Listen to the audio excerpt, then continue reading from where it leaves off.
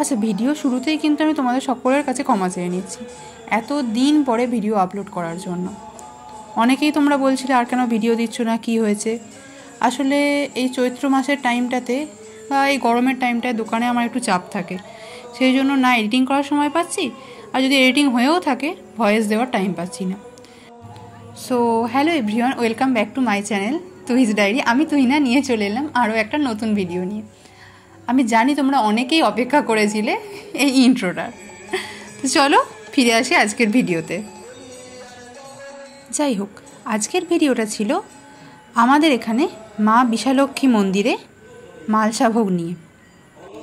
বৈশাখ মাসে 1 তারিখ থেকে এই হরিনাম শুরু হয়, আর 4 তারিখে গিয়ে হয় মালসা ভোগ। এটা একদম বাঁধা ধরা, সেই ছোট থেকে আমিও দেখে আসছি। হরিনাম সংকীর্তন বললেই তো আর হয়ে গেল না, কত রকমের টুকিটাকি কত কিছু জোগাড় থাকে। আমাদের গ্রামের প্রত্যেকটা মানুষ যার যতটা সম্ভব ঠাকুরের জোগাড় করে, এই কটা দিন ওখানে থাকে।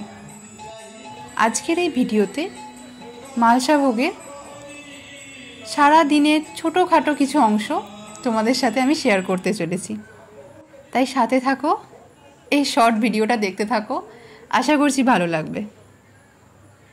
ঠাকুরের নাড়ু তো আগেই হয়ে গিয়েছিল, কিন্তু মালসা ভোগের দিনকে ফল কাটা, বিভিন্ন রকমের ভাজা ভুজি, লুচি, আলু ভাজা, মালপোয়া, এদিকে ছানা, সন্দেশে ছোটো ছোটো করে ডেলা পাকানো, যাতে প্রত্যেকটা মালসাতে সমানভাবে সম পরিমাণে সব কিছু দেওয়া যায়।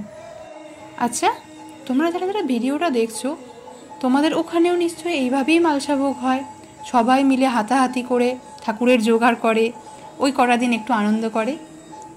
আর এই দিকে তখন সন্দেশগুলো ছোটো ছোটো করে ডেলা পাকানো চলছে।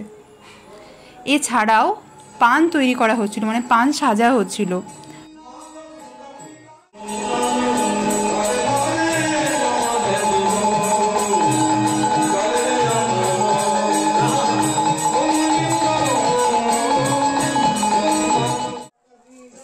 এরপর সন্ধেবেলায় যখন যাই, গিয়ে দেখি হরিলোট হচ্ছে। তো আমাদের বাতাসাগুলো পুজো করিয়ে নিয়ে মা কাকিমারা সকলে মিলে হরিলোট দিচ্ছিল।